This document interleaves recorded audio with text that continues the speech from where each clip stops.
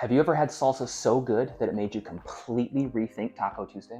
What if I told you that we have a secret ingredient in our garden that's going to change everything for you? With a handful of these, a little bit of fire, we're going to take your taco game up to an 11. Stick with us, and we're going to show you how.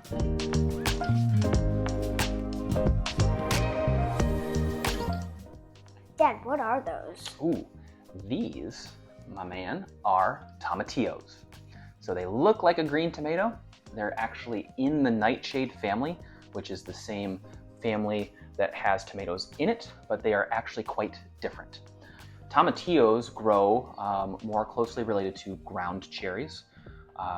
They have a papery husk on the outside. They're really, really firm on the inside, little tiny seeds inside. They're much firmer than a tomato. And the flavor on them is also very different. The tomatillo is much more bright and citrusy, kind of like lemon. They've kind of got a really good inherent tartness. And the moisture content is a little bit lower than a tomato, which is going to make it great for what we're doing today. Today, we're going to cook over some open flame, and we're going to make tomatillo salsa.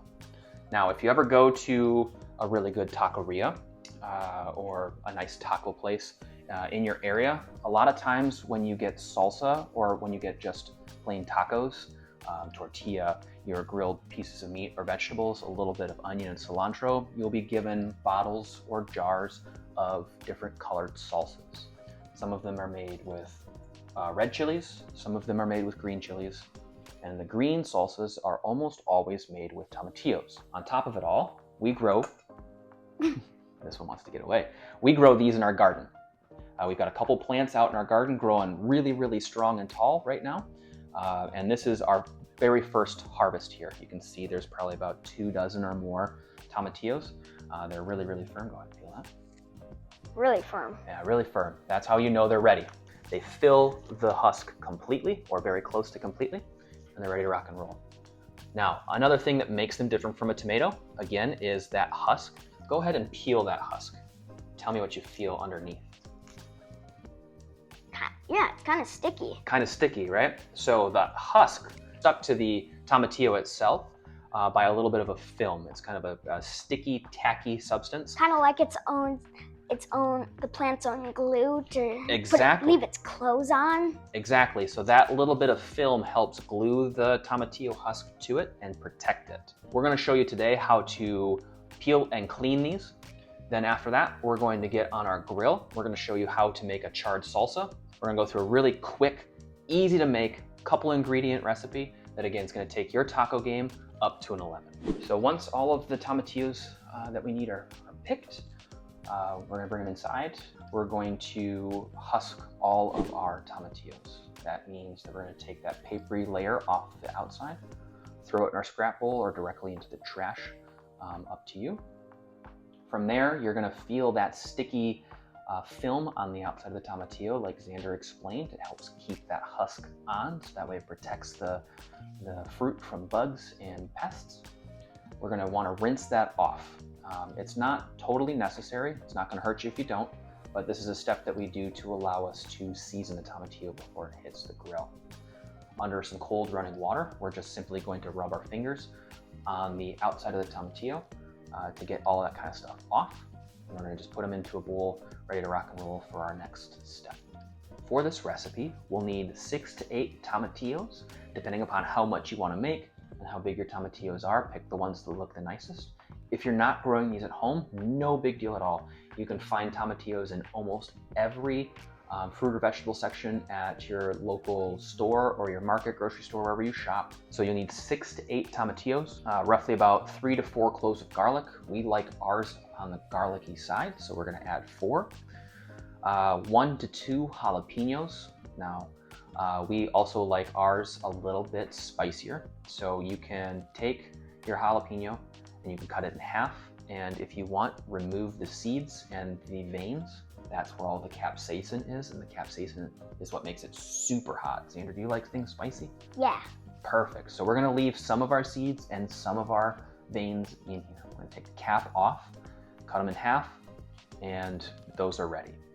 From there, we're gonna grab a small bundle of cilantro. We'll also need 1 small to medium white onion. Again, this is up to you about how much onion you want to use. Some people like a lot more onion flavor, others don't at all. You can completely omit this if you want, but if you have ever found yourself eating just a bucket of salsa at your favorite taco restaurant, those salsas have onions in them, whether you want to believe it or not. So we're gonna take 1 small onion, take the paper husk off the outside, take the root end off, cut it in half, and it's ready to rock and roll. We'll also need 1 to 2 tablespoons of ground cumin. Optionally, you can add upwards of about a 1/4 cup of water to this as well to make it a little bit thinner, a little bit more restaurant style, a little bit more pourable. If you want it a little bit thicker to stay on a chip, you can go ahead and omit the water. And then we'll also need about 1 whole lime, juiced and zested. We're gonna take our whole 6 to 8 tomatillos, our garlic cloves, our halved jalapenos, and our halved white onions.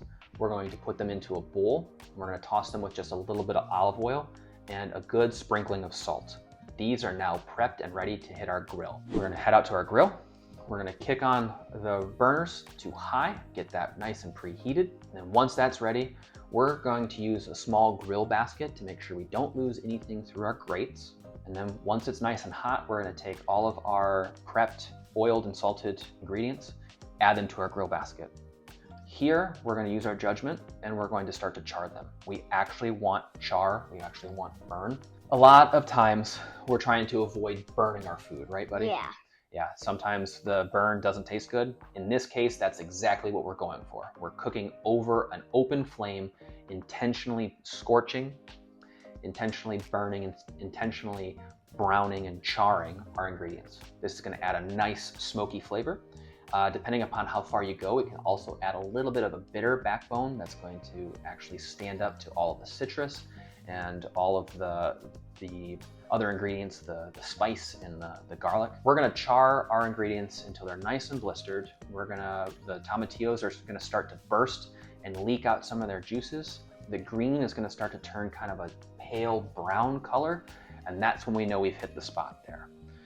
This is initially cooking some of the ingredients to soften them up. It's also going to, again, impart that flavor and get them ready for the next steps. If you don't have a grill outside that you trust or want to use, you can also do this step 2 other ways. You can put all of those same ingredients, oiled and salted, on a sheet tray lined with foil, and you can put them under your broiler in your stove. So the broiler heats from the top down, gets a coil or your gas going really, really hot, and that does the same thing. It's basically like an upside down grill. All the fire comes from on top. It will blister and char things just fine too. Otherwise, you can also, if you have a gas stove like we do, you can turn some of the burners on and just kind of gently tuck those ingredients into the fire. They're gonna do the same thing. They're gonna burn and blister on the outside. The only problem here is it's gonna be a bit messy. You'll have a little bit of cleanup to do afterwards. Once those ingredients are completely charred to your liking, we're gonna remove them from the grill and head back inside. Here we're gonna have our blender set up and ready to rock and roll. So being careful, because everything's still a little bit hot and steamy, we're gonna carefully dump those ingredients into our blender top. Then we're gonna add our cumin, and we're going to zest and juice our lime over the top. Again, remembering that if we want the full amount of flavor, we do all of the zesting over our bowl of ingredients. Here we're gonna add just a little bit more salt. That initial helped, but we are gonna make sure that it's seasoned properly here. Lastly, we're going to add our bunch of cilantro.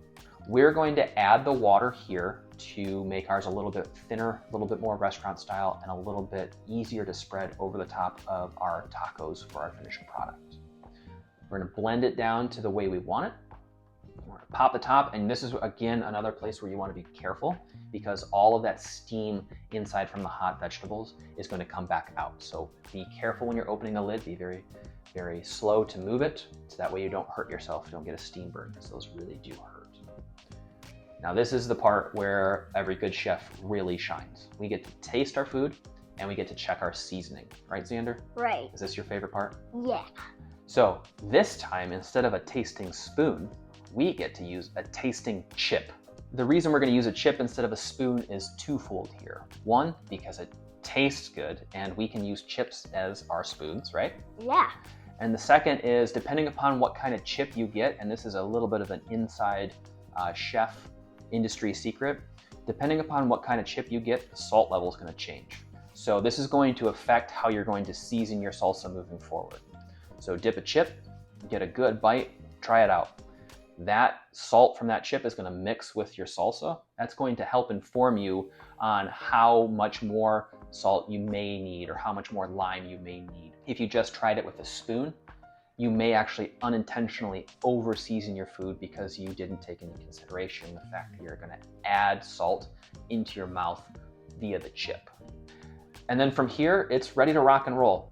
Let us know in the comments down below if you're growing tomatillos at home, or if you had no idea what a tomatillo was. You've seen them in the store and you're like, that looks like a really weird tomato. Again, we're trying to build a community here of like-minded chefs, of like-minded home cooks, of like-minded dads and sons and moms and grandmas and grandpas, aunts and uncles, anyone who loves to cook with their family or for their family. Let us know in the comments because we love you guys. Until the next one, we'll see ya. Bye. Bye. Dude, yeah, it only took us 8 minutes, but we got it.